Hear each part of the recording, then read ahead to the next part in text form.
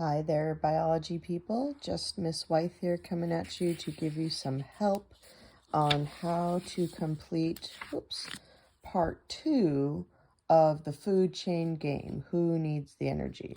So in part 1, we did a pretty simple example using either bingo chips in the classroom. Here in my first video, I did sort of like stuff I had around the house.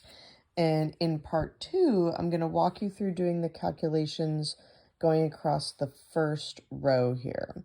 So what we are told is that the producers, or our plants, okay, are producing 600,000 kilocalories of energy that is available to pass on to the next level. So we think about that as all the energy here in the base of our pyramid. So what's going to move on? What's going to move on?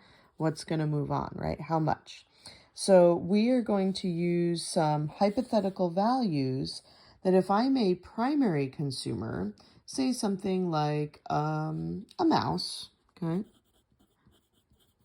I require 845 kilocalories of energy.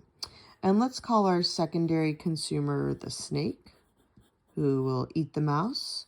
That snake is going to require 3,350 kilocalories of energy. And the tertiary consumer, let's call that a hawk, one of our examples from class, that's going to require 2,000 kilocalories of energy. So first off, you're going to take these numbers and move them down here into column 3, the amount of energy needed for one consumer to survive. Okay, so I'm going to use these numbers, that this is the amount of energy available from the plants, 600,000 kilocalories, the amount of energy that one mouse, in this case, is going to need to survive. And I'm going to go ahead and say, well, if this is how much energy is available, and this is how much each mouse uses up, right? I'm going to divide, well, if this is how much I have, like how many mice can sustain that, right? How many mice could I actually get feeding off of all of these calories if each mouse needs this much? So I'm going to go ahead and round to a whole number. It's going to make some of these numbers look kind of funny instead of this nice value, but I'd rather not work with decimals. So that's how many mice I can have living off this many plants. So now those mice, well, how much of this energy are we actually using? We're just going to multiply the, this times that value, and I kind of got rid of the decimal again. So you can see that this is a lot slightly smaller than the original number. It's just because I didn't use all of the decimal here. Okay, so this is all the energy out of the plants that's getting consumed. So now that energy is in the mice, okay, so here we could draw it like being in the mouse, for example. Well, the mouse is going to give off heat.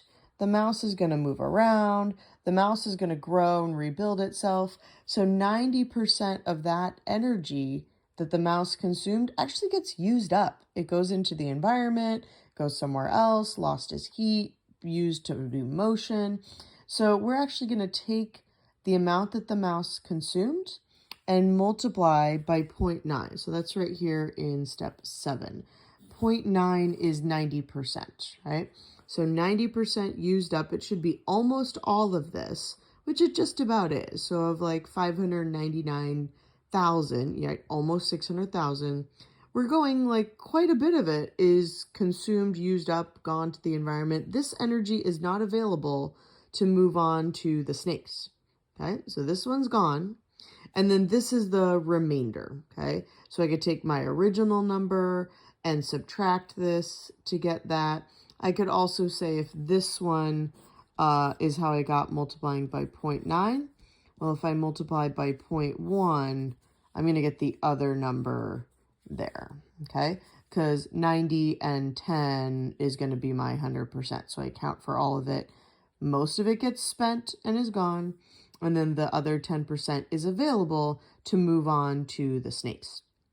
So this value is going to come here and get started on the next row. So now, as a snake, I'm going to require more energy than a mouse did. So how many snakes can that many mice sustain? And you're going to keep going. So hope that is helpful.